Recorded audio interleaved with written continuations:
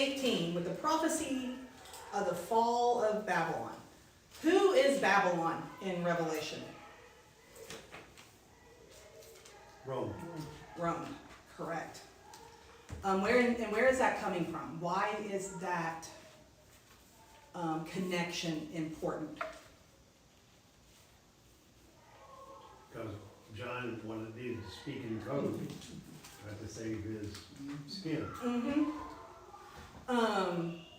Although my understanding from your notes previously is, he was well aware that the code was easily understood. Yes.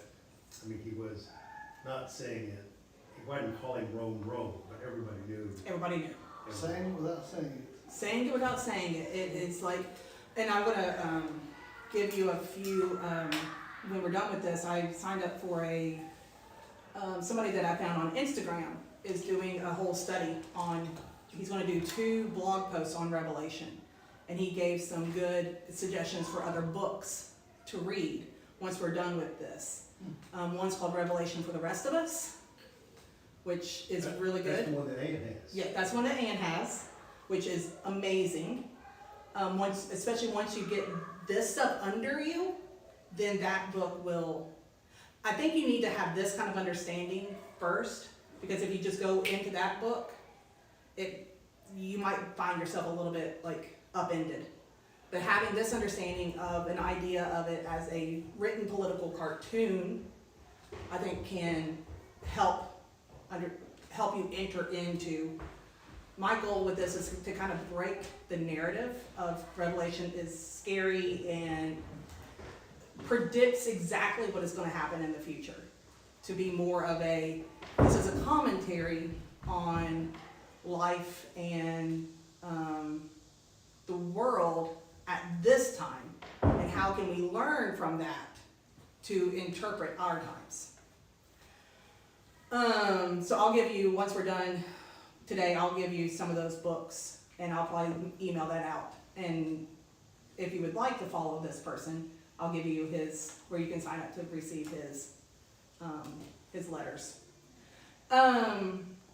So Babylon is representative of Rome because why? Who was Babylon? The evil empire that conquered Israel.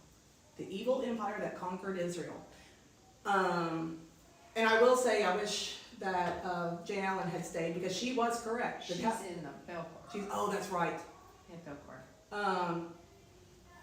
Babylon, the Tower of Babel was in Babylon, but that was before Babylon became Babylon.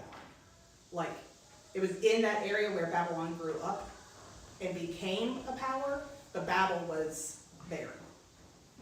Kind of like, Washington, D.C. was there, and then it really became a thing. Before this, it was a swamp. Yeah. But now it's Washington, D.C. So what was promised in chapter 17:1 and forecast in 17:8 in this section, in this chapter, will become a realized event? Do you remember what was promised? I will show you the judgment. Mm-hmm. And what's the judgment? Why is there a judgment?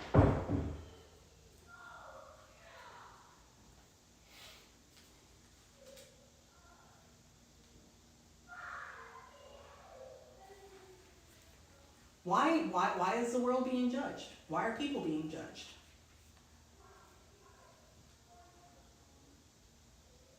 In that time, what's going on? What has John been railing against this entire 18 chapters? People becoming beholden to Babylon. Mm-hmm. Serving the great whore. Yeah. And aligning themselves with Rome. Yep. That term, great whore, Mm-hmm. that distresses me to some extent. as it But should. And I struggle with it, I'm trying to understand it. And I'm reading here why it is, cause it keeps being brought up in Revelation. Mm-hmm. One of the subtexts that's here says, you know, it's just a symbol of the cities and it's just grammatically gendered that way, it's feminine. Is that the truth, or? That is the truth. Okay, so it's just, we're referring to the cities of Rome. Because when it Yes. says on the waters, like it says, who is seated on many waters. So is that John saying Rome, instead of saying the great whore, he's saying that Rome that has conquered all the waters that are coming over to Asia Minor? Correct. And remember where Asia Minor is. How does Rome get to Asia Minor? Through the water. Through the waters. Yeah. Yep. So, okay, that one statement, come, I will show you the judgment of the great whore who is seated on many waters. And it's, we do the same thing today. What do we think whores are? Prostitute. Prostitutes. What do we condemn them as? Sinners. Sinners? Huh? Evil? About like me, sinners. Yeah. Evil, pretty evil. Uh-huh. So if you are wanting to cast somebody as almost the ultimate evil, especially in that day and age, who do you choose? A whore. Well, I mean, that's about as And bad what as you can call it. what do whores, what are they typically thought of as doing? Seducing. Seducing, tempting. Okay.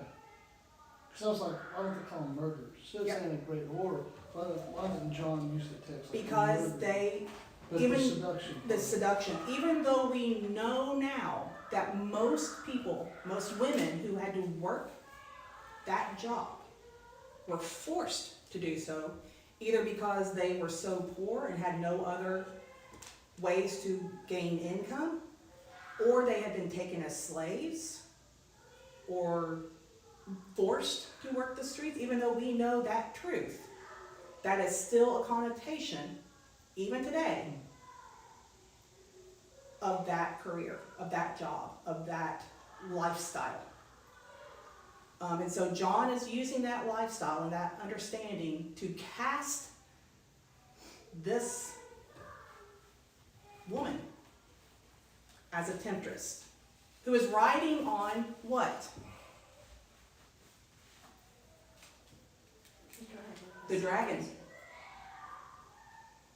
who represents who?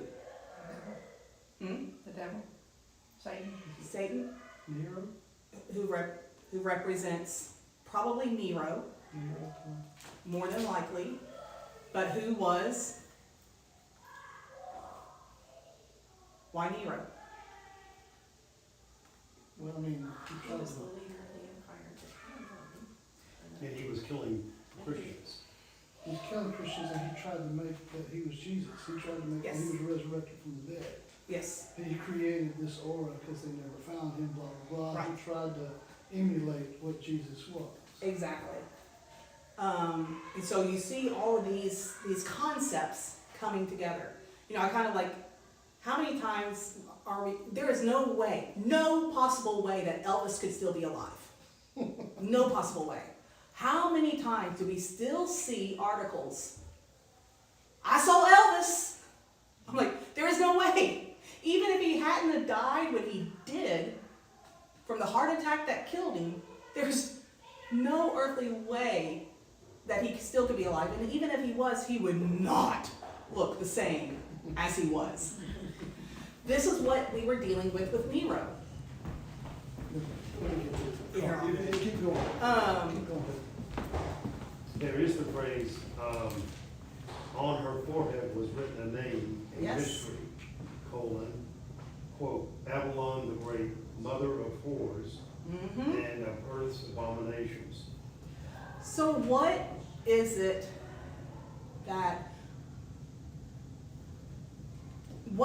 that John might be afraid of with this woman?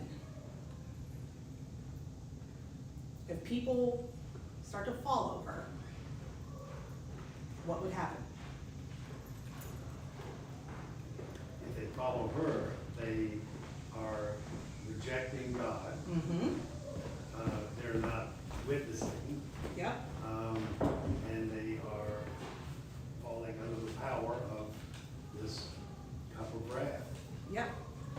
And so this would be the people who begin to follow her, and we see three groups that, or two groups that are primary on John's mind right now. In this one, in this chapter, is that the people who begin to follow her are her offspring. So as she proclaims the truth of Rome and gets people to follow her and to follow Rome, people start following that, to start giving allegiance to her and to Rome. What do we typically call people who then begin to follow a certain person? Disciples. Disciples. But I was thinking more in terms of a cult. Okay. Well, people could even say that we're a cult. I mean, we have been called. Christians have been called a cult, so it's a both and. Like, we are dedicated to a certain person. What are Christians called by Jesus? Disciples, What else? apostles. What else? What else? Children. Children. I was gonna say sheep. That too. Yeah. That too. A lot of it. So we see this child language because she is birthing through what she is saying children who will follow Rome.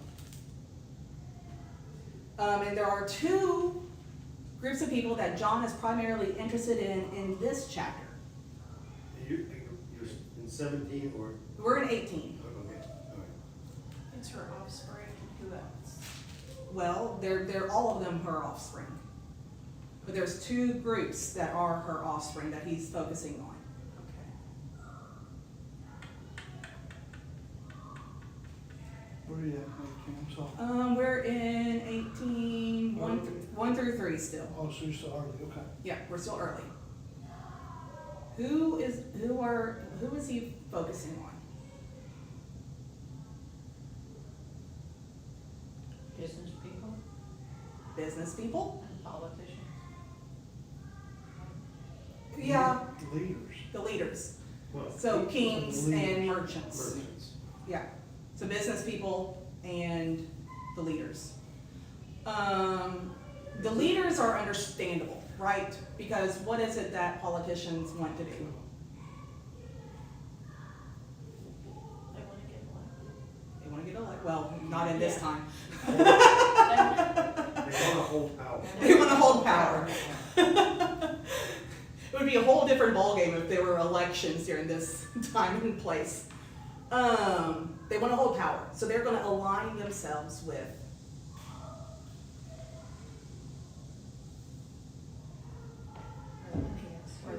where the power is. So that one's understandable. We get that, right? That one we see. That one doesn't change even as politics change. Politicians will always align themselves most of the time with power. And we can think of a few who haven't, and we can also think of what happened Yeah. to them throughout the years. And not even just in this country, but everywhere. But I want to focus primarily on the merchants, the business people. You want a piece of paper? Yeah. Why would John want to focus on the merchants? They have grown rich from the power of her luxury. How have they grown rich? That they have designed an economic system that works to their advantage.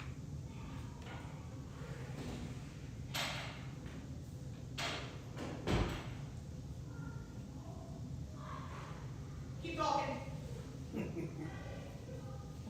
notes here say that they grew rich by exploiting the sinful pleasures of that society. My thought is they probably sacrificed their faith for the Money. gain. Power. They sacrificed their faith for the gains. of Yes, power. Money, exactly. Which is money. Hey, Lynn, Exactly. don't worry about it. I, There's no paper in the church. It's almost as bad as no paper in school. Trust me. We're there. Schools don't worry about paper. I thought I had a legal pad in there. Oh, thank you. But apparently I don't. So yeah, they have they are taking part in Rome.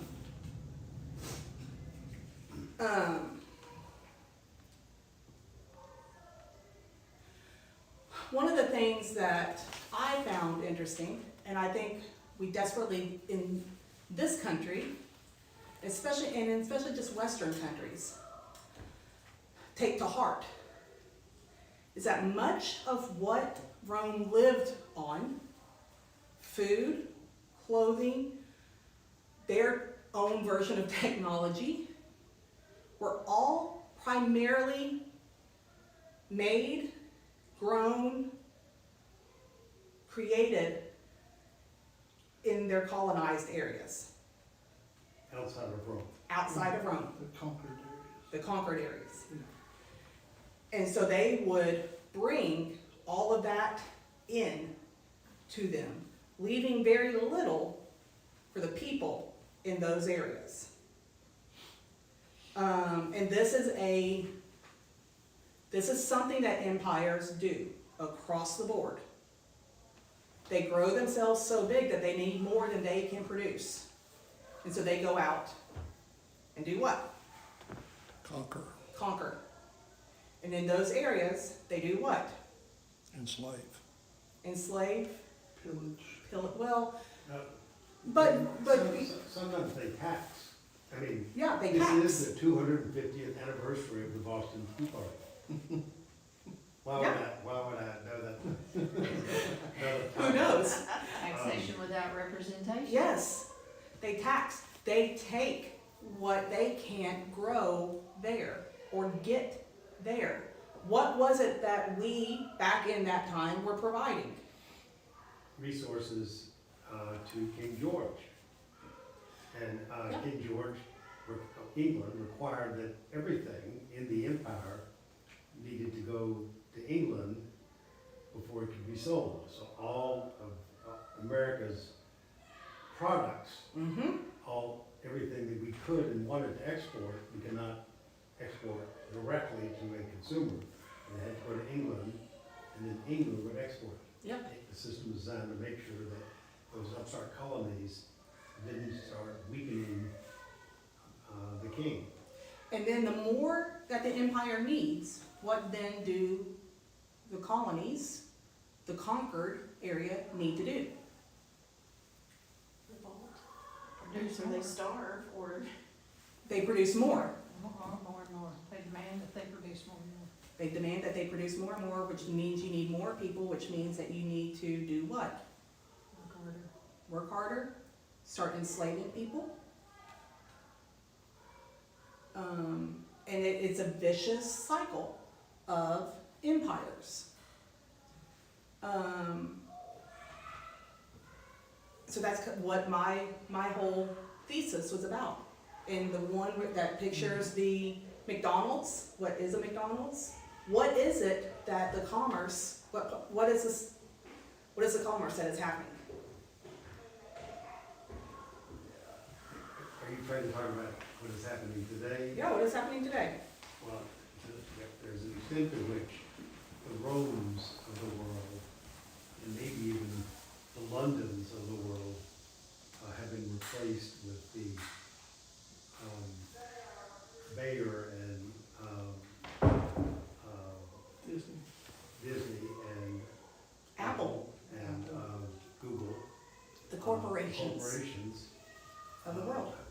Have taken that place. I mean, they are the empire builders, Mm-hmm, uh, yep, today. exactly.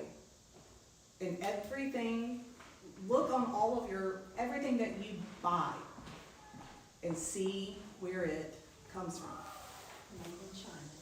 Made in China, made in Bangladesh. Bangladesh, made in, I was amazed to realize how many American companies, we think of as American companies, are owned by China. mhm. It is pretty amazing. But, you So know, you're saying this is, your thesis is basically Revelation 18 verses 3, mhm, merchants. mhm. Okay. Merchants. And we're gonna see that throughout. So so John then, he condemns these two kings and merchants. Kings is obvious, always kings, always. Politicians, people in power. Then merchants, why don't we like to think about the merchants? Because they're us. They're us. We tend to think of them as good guys. Mm-hmm. Well, everybody starts out that way, you know, you try and Mm-hmm.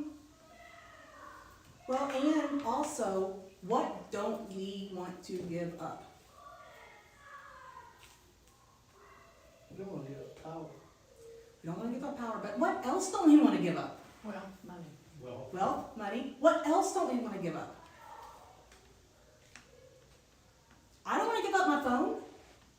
Look, I'm using it right now. What am I going to do if I don't have my phone?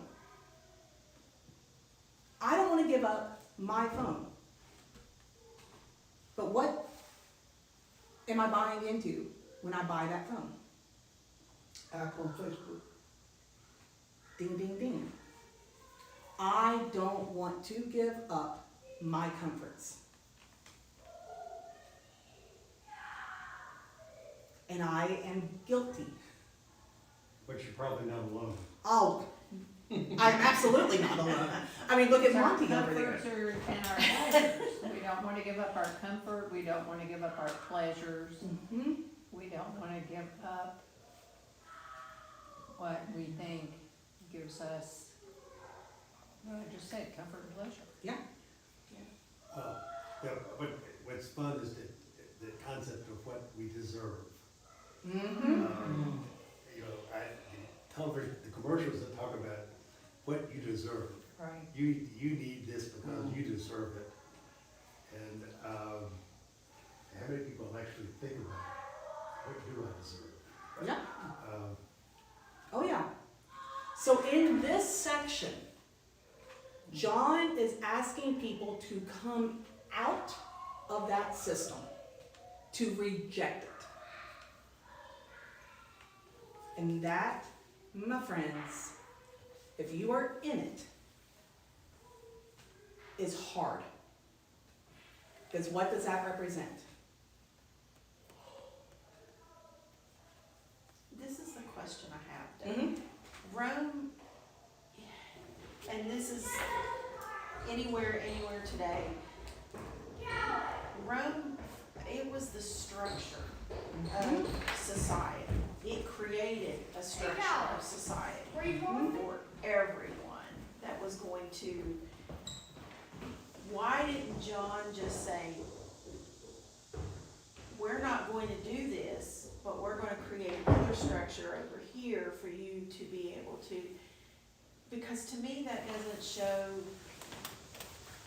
the only alternative he gave them was, don't be a part of that, that's terrible. But he didn't give them another way to feel safe or secure or to have another type of, I think he did. well, I mean, a spiritual life, but like the, I believe that we're going toward heaven on earth. Mm-hmm. And he is promising that, Mm-hmm. that the empire of Babylon, AKA Rome, AKA London, AKA Moscow and Washington DC and Beijing, those will pass. And there will be a different kingdom on earth.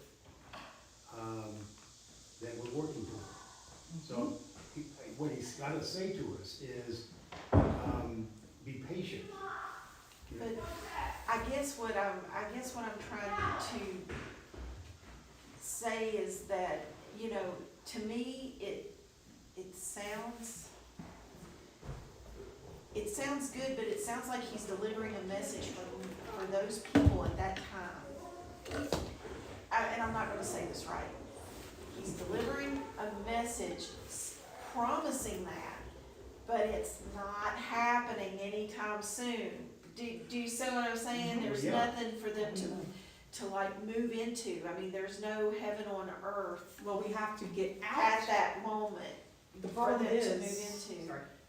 The problem is we have to come out of that system in order to create, to be part of the new system, the system that he is promising. But in that time here, in this time now, what is the hardest part to do? It's to give up everything. Is to give up everything.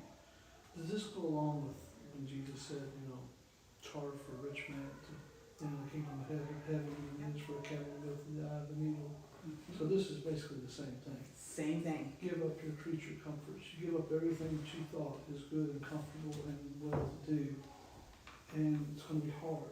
Mm-hmm. That's what I think what John's saying. That I'm not giving you anything. I'm not going to help you feel any better. It's just going to be hard It's just gonna be hard. to walk away from Amazon, to walk Mhm. away from Google, to walk away from Disney, to walk away from CNN or whatever newscast. And in my images that I drew in here, how I picture that was a money sign made out of people. And itty bitty tiny little circles representing individual people. And some of them are out. Some of them have gotten out of that system. I don't know how they did it, because I don't think I could. Some of them have gotten out. Some of them want to, but are trapped either by circumstances, economic circumstances, life circumstances, family circumstances, whatever. They are trapped within that system and they don't know how to get out. And then some people just don't want to. How do you get out? I mean, what does that look like? I mean, when you get out, I mean, some people would say the people that have gotten out are nuts. I mean, in today's time, Yep. you're looking, I don't know, a couple of years ago when COVID was going on, Tony and I watched all these weird shows that we wouldn't probably watch any other time. And there was like people living off the land, off the grid, and you know, and is that what he wants every single person to do? Probably not so much. I think it's what Jesus exemplified, that we're living a life of service and self-sacrifice and giving, and we're not trying to, we're not trying to take from this world, but we're trying to give back to this world. We're trying to feed the hungry and clothe the naked and all of those things that Christ instructed us to do. That's what the work is that we are to be about, rather than working to build up our empires. And that is a concept I understand. It's Yeah. just Yeah. putting it into practice, like daily living. Like, how do you get yourself?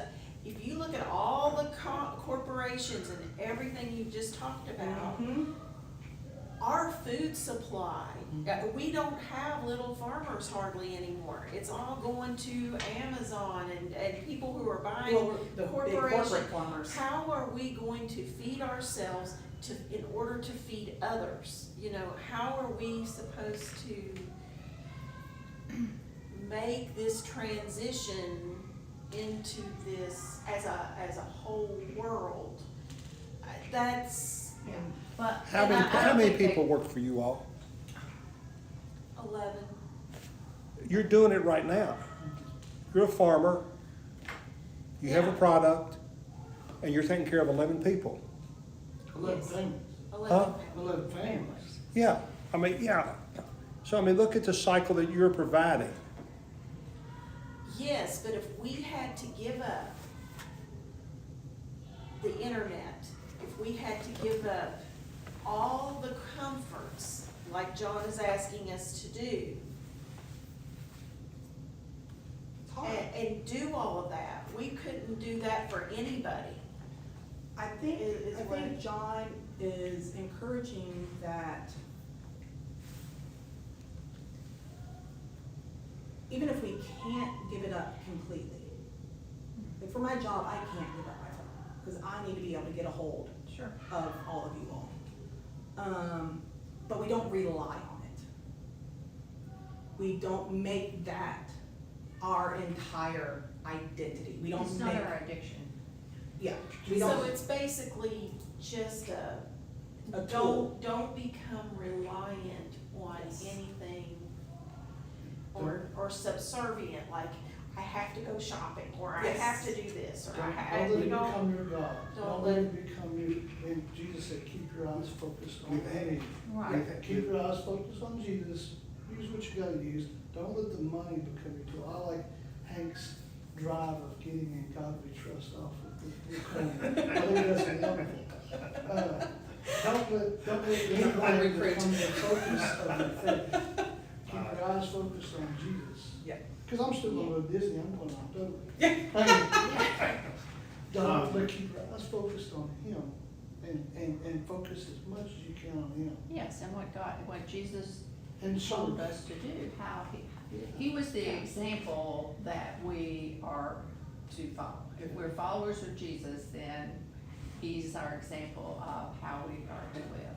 But I don't know that it's necessary. I mean, we've had Matthew Sleeth and Nancy Sleeth here from Basic Academies, 3 times, I believe. And, you know, his story about being an emergency room doctor and then changing, helping to write the Green Bible. And he talks about selling, he and Nancy sold their house and bought a house the size of the garage of his previous house when he was a doctor.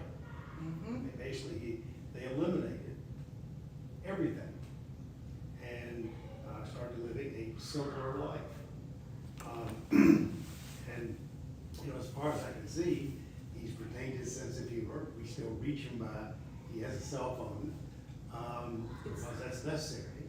I think he has a cell phone. Don't look at me. I'm not sure Wendell Berry does have a cell phone, you know. Yeah. But I don't he- even know if Wendell Berry has a house phone. No, he has a house phone. Okay. He has a landline, but he does not have a computer, okay? So we do have some examples of folks that are trying to live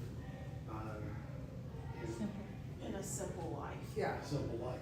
And I think that's the key, is It's just not letting any one thing take over your life. become God. It become something that it shouldn't. Yeah. The more simple life lets us focus on Jesus more. Yeah. The less, oh, squirrel, oh, shiny, all this, all that, everywhere going on. It just lets you focus on Him. As long as you're focused and you're working hard to focus on Him, I think you'll be well pleased. I really do. I mean, there's the lure of money and stepping on people and whatever maybe to get that. Yes. But The seduction, yes. the seduction The- of money and status and Which status. goes back to where we began, with that seduction. Yeah. I mean, it is hard. It is, and Amazon, gosh, Lord knows, I hate to shop. I loathe going shopping. Clothes shopping, grocery shopping, I hate shopping. So what do? You Amazon. order everything. Me too. My food comes from HelloFresh, and it is good food. And I hope I am believing correctly that they source their food ethically. I'm gonna keep believing that they are until somebody proves me wrong, and then I will cry. This is really good food. But do you consider going to a farmer's market? I might, if it happened at a time where I could get there. And what do I do during the winter? Well, try. I think Mhm. you may find that other more there that can meet your needs than you believe. Okay? I mean, to me, the food issue is where my time is right now, Yeah. trying to change the agricultural system. It's about this uphill fight as getting rid of the God you trust on the coin, but it's still gotta be done. We have to change the food system. Agreed. And I believe the industrial model is not sustainable, and I believe that with time, our current food system that you know, that is industrial meat raised in CAFOs, fed grain, when cows actually have 4 legs and can go get their food by using their 4 legs, as opposed to spending their last couple of months in a feedlot in their manure. And that's the way we produce our meat, and it's the wrong way. And I think we will go back to those small farms that you can't find many of. I mean, I think that is our future. But this is where we are in chapter 18, is this battle. And he calls it a battle. And there is a lot of it that is, judgment about that. And it's exactly what you're talking about. There's a lot of judgment that could be placed upon us for our economic practices. It said kings and princes and paupers, all of them they are the targets across the board for eons upon eons upon eons. What I think John is wanting to do, and what I would like to do, and what Dr. Blunt tries to do, is ask us to turn the attention on ourselves and say, where is it that we are accommodating ourselves? Where do we find ourselves in chapter 18? And how can we figure out a way to come out of that? And how can we help the church come out of that? So a lot of churches looking at divesting from different issues and corporations and things like that, and not giving money to that system. Because of certain human rights and certain different elements, which I think John would call evil, which I think people like Hank. The Presbyterians have instructed us to divest of Chevron. I think they've identified 3 oil companies that they feel have been sufficiently misleading, and they've lied about the consequences of their product, and they have been unrepentant. And so PCUSA has identified 3 companies, 4 companies that should not be in our portfolio. I think basically they have Chevron in its portfolio. We'll have to look at that, but eventually. But what, and John is saying, and I am saying, and we are saying at this table, it is hard. And what I was saying over there, changes like this can feel like what? Yeah. Can feel like that. Pulling out of an economic system, like what Rome had at that time, almost promised death. Because to get money at that time especially, you had to accommodate yourself to that system. But John is pretty explicit that she is going to go down. Mm-hmm. And She's gonna go down. the great city Babylon, for in 1 hour your judgment has come. And what happened to Rome eventually? It fell. And what happened to all the people who were caught up in it?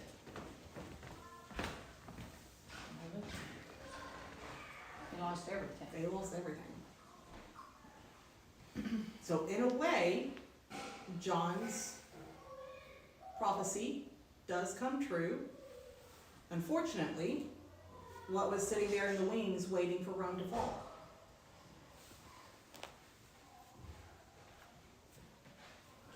England, In a way, yeah, another empire. another empire to step in and take that place.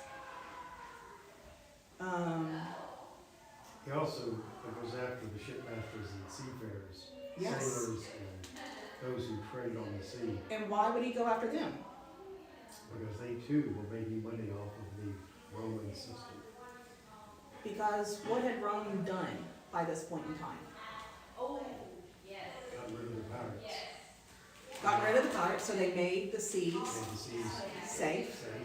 So they were out fishing and selling all that pretty A little bit, yeah. But they were also shipping stuff. shipping They were- stuff back and forth. they were Taking the resources of Asia Minor and sending it to Rome. Why did Rome so want to make the seas and the roads safe? So all stuff could get to Rome. So all stuff could get to Rome.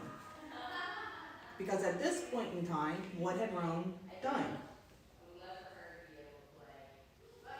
Why the seas? Why would they focus on getting rid of the pirates? Well, Asia Minor's so rich. Asia Minor was so rich. The silk, everything. that's- Grain. Yeah, the water. Why did Russia go after Crimea? Why are they going after Ukraine? Why are they going after Ukraine? The What is soil. Ukraine known as? Wheat. Bread basket. It's the breadbasket. Breadbasket. And it also The has soil is sea roots unbelievable. that can get things in and out. Ding, ding, ding. So what did Rome, let's move back to John and to Rome. What did Rome do?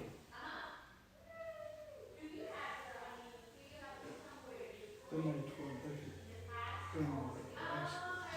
That's all they did. They just made it so it's safe to bring more in. They didn't make it safe for the people so that they could travel, though that was an offshoot of it. But the entire impetus was to, what? Protect the commerce coming to Rome. Protect the commerce coming to Rome. Money. Money. Money, money, money. Yes, and I think ABBA sang a song about money, didn't they? Yeah, money. So do we see what is happening here? Do we understand what John is trying to do and trying to say? It can sound very frightening using these beasts and these visions and these sights. But when you really break it down to what he is saying, we can say, this is us in a lot of ways. Still going on today. Still going on today. I like it broken down this way because at least I can understand it. When you talk about it in terms of the beasts and all the other stuff, to me that's so, Esoteric. yes. It's like, okay. it's just like a movie or something, and Yeah. it's very fantastical, and it would make a great film, you know, It but I would. was just like, Well, and it made for a little while, a great book series, except he went completely off the rails and started bringing things in that never were found in Revelation. Like, dude, did you even read the book to make your book the, Which one? oh, Left behind. Left Behind series? They're all left behind. Yeah. And I will say, he brings the Antichrist in. Antichrist is not in Revelation. I was gonna say, yeah, you want to see the Antichrist now. Antichrist is not in Revelation. That is in 1st and 2nd John, I think. That's where Antichrist shows up. We want to put Antichrist in, It's in the Old, the Antichrist is in the Old Testament. a similar. And what does Antichrist mean? I would put that as Satan. I mean, is it Opposing, yeah. Opposing Christ. So if you oppose Christ, you're an antichrist. That's all it means. Is somebody who opposes Christ's word. That's an antichrist. But isn't that the definition of sin, right? I mean, Mhm. anything that separates you from the love of Christ. I mean, that is the definition of sin. That's the definition of sin. So So- Antichrist is the definition of God. Yeah. We're way off base. Well, but it still ties in of that is taking an idea and creating it to be a scary thing, to make people frightened in order to try to get them to follow Christ. To try to scare people into faith, which is what Revelation has been used to try to do It has, yes, forever. by other religions and cults, whatever you want to call it. Yeah. Yeah. I mean, that is what Revelation has been used to try to do. If you don't believe in Christ, this is exactly what's gonna happen. Beasts are gonna come out of the ocean. Watch out for them. But are they really? I was in a Sunday school about a year ago, and the whole premise of the class was, what are they afraid of during rapture? And it's kind of like, I'm sitting there in the corner going, just shut your mouth. Just shut your mouth. Just shut your mouth. Because I mean, this group of adults in another religion, because I like to go to lots of churches, Mm-hmm. were actually genuinely fearful of like a certain amounts of pain and so this, and I'm sitting, I'm just like, shut your mouth. Shut your mouth. It's like, and they were using as fear tactics. It's fear That's all it tactics. was. And it's like the whole, I'm gonna say the whole religion, but their basis was fear, faith. Who is that? It was a Baptist church. In Rome, I mean, John is trying to use a little bit of fear tactics, but his fear tactics are very, very real in this. This is exactly, Rome was doing these very things at this time. Like, this was happening. He just used things that people could look out and see. Was his fear real? His fear absolutely was, because he had been exiled. He had been, in a way, persecuted for doing what I'm gonna think that he was going around preaching against Rome. Doing exactly what he's doing in these letters, but in person. I don't believe that his fear of Christians being persecuted was valid at that time, because I think people were doing what?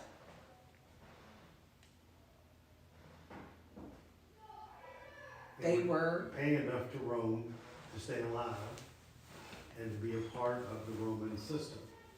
So they avoided persecution by getting along with the power structure. But Rome had killed a lot of Christians, you know, the Christians and the lions. yes and no. A lot of that was, that is very true, that there was a lot of that going on. But the big persecutions don't start happening until after this. Like the ones where they go through and like basically wipe everybody out. That was under Nero. Christians at this point in time, that they were accommodating. I keep my time structure. I was thinking this was after Nero, but John lived to like 96, 98, somewhere there, right? Yeah, on Patmos. And Yeah, this, Nero's after this. I think Nero was before this. I thought so too. Yeah, Nero was Trying to before figure this. that out. So there was a point in time when Christians, especially right after Jesus, like there was a point in time where they were persecuted, martyred. But a lot of it wasn't so much that Rome came down and just killed people. It was that people were standing up and fighting back a little bit and saying, here's what we believe, and we're gonna stand against you. So there was a point when that was happening, and Christians were being killed. But then after a while, it worked, and Christians started saying, "Ooh, we'll believe quietly." What are Christians so fearful of today? Huh? It's a great question. My wife left, I could ask you. What are Christians fearful of today? Kind of goes along with my sermon. But If you're the church is dying, their churches are growing. But it's like a us against them mentality. Correct. And it's very political. What are they afraid of? Only thing I have to say about the churches that are growing, I think that some of the churches that are growing are also letting too much. So, this is gonna refer mostly to younger people. Okay. They're bringing people in, they're bringing a lot of young people in. All of those young people are very conformed to what they're seeing on TV, to our government, doing, and they're accommodating that. Ding, ding, ding. They are what? They're accommodating those values to bring those people in. But in the grand scheme of things, I don't think that's gonna stay. And the only reason I have this little glimmer of hope is because of what I saw at Wilmore. I didn't go and see it, but you saw people, I mean, flying in from all around the world just to pray with nothing in expectation. But this. Unfortunately, it did become, It became, people made it something that it wasn't supposed to be. correct. You could see the transformation. You could see So the transformation. I lived there, and I could go there every day, so the first 4 days were different than Then later, for the next 3 weeks after. The Because first what 4 happened? days were different. because the world came in. The world came The in. world came in. But that And goes back to your that's- question about what scares Christians, and that's, I'll never condemn the church for trying to grow. I mean, these massive mega churches, unless they're led by false prophets, even giving them a flavor of Christ and trying to bring them in the door, I'm always in favor of that. I just think, that's a hard, I struggle with that question too. What scares a Christian? And the only thing that can scare a Christian, this goes back to the root of faith. If your faith is like strong, like the mustard seed, like really, really, really strong, then not much is going to scare you. And it depends on the Christian, that person, that entity, how rooted their faith is. I think, and that's, how do you feed 5,000 people with 2 fish and 5 loaves of bread? It's just craziness. I'm just tired of the I'm right, you're wrong theology. Me too. That is a very, I hate, so when I was in that church, I hate the moved by fear. Mm-hmm. I think that to me, I don't judge, I try not to judge anybody, anywhere, anything, but moving through fear just is one of my triggers. Yep. So, don't try to fear somebody because it's not sustainable. It's not sustainable. It's not, like you were saying with the large churches. The way you're being led by social media, they bring you in because of Disney, because of Amazon, because of Google. They're They providing, seduce you because of that. I want them in the door. Maybe Jesus will move you when you come in the door. Maybe to another church, to something else. I want them in the door. I'm never going to condemn that. no, and I just think that there's a lot of things that bigger churches are doing that entice, that are false. But you They're, can't be they're, rah-rah no, all the time. I'm glad they're there. I'm just thinking that it's something that's not sustainable. At some point, you get to the point where it just has to be you and God. You gotta build that faith deep. And you have to teach it. Like, I'm here learning new ideas and building on the faith I already had, and I'm learning new things, and, and listening to other interpretations, because when I read the Bible, I don't always understand it. Either do I. And I'm just being honest, it's different Oh. when you read a a children's Bible, you understand the stories of Noah and Jacob and all the things, but when you sit down and read the Bible, I'm like thinking, oh my, you know, I don't But you understand, take you on know. what the Presbytery has just recently decided. The Presbytery put out this big blurb about, we will grow stronger in our faith, we're not gonna grow as a population. The Presbytery, I think, and this is recently, right, Yeah. last 4 months? It was one of the articles that I referenced in my sermon. Right, they said, and my mother calls me because she's massive in the church down in Lincoln County. She calls me and she goes, read this publication. This is what we as the Presbytery, we are going to do. We are going to grow our faith within and not worry about trying to grow the population. And that was the basis of that article. So that's exactly what you notice. And when we go out, You try to be kind. You try to be and kind. You try to set a good example for others. and as we are out in the world, Monty's really good about this, except we need to get him to quit just inviting people to Christmas and the other times, but to say, hey, I go to this church. It's a pretty great little church. Come and check us out. But To eat. that's the other side of fear. That's the There's other. that fear that, you know, God's gonna smite you or whatever. But I think if you wanna call it more mainline, you know, for lack of a better term Yeah. that I can come up with at the moment, you're afraid. Yeah. You're afraid that people are gonna put you in that camp. You know, having lived here, having lived in South Carolina, it's a world of difference, you know. I mean, I grew up in Kentucky. You didn't go out and stand on the street corner and pray, and you know, you said, "I'm thinking about you." You didn't say, "I'm going to pray for you," people that you don't know. And that's a type of a fear. Then you go to South Carolina, it's everywhere, you know, and it's just you don't have to be afraid. People are blessing hearts all over the place in South Carolina. And, you know, and you can,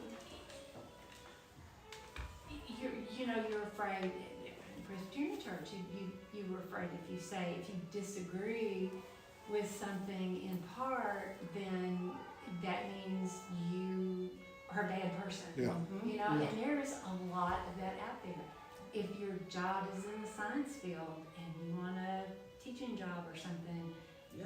or, you know, and they let you know you're a Christian, they're not gonna hire you, because God and science don't mix in some people's minds. I mean, there are things for real out there that sort of stop people, and that's a problem. And you know, you just, like you said, you gotta grow it deep and you gotta develop thick skin. And that And gets just do back it to the same. families. Who decided, all of a sudden we have a tremendous breakdown of our families. You know, and the family used to be what brought you into church, what you taught you things, and what your values should be. And what is And the there's- main thing that, well, that'll get us into a whole other, and I need to go serve communion. A friend of mine and Um, Mary's shut-ins, but, was an administrator at Sullivan Business College. And I said, how in the world do you all start a baking school, culinary school? How do you all start this school? He said, we are privately owned. We can do whatever we want to do to get the money. And it goes back to what you said about these churches are metric churches, and they're going to pray. I mean, they're going to preach to what's going to bring in the people for the money. and right now, people are scared. Yeah. Yes. But there's some churches out there that aren't out there big and Yeah. growing. Amen. There are some. Yeah. There are. But the problem is, we don't hear about them, You know, because they don't promote themselves like It's that. funny, you're from South Carolina. I No, live I'm in from Fort, Kentucky. I'm from. I lived in Kentucky. South Carolina, Fort Mill, the home of Tammy. Tammy Faye Tammy Faye Baker.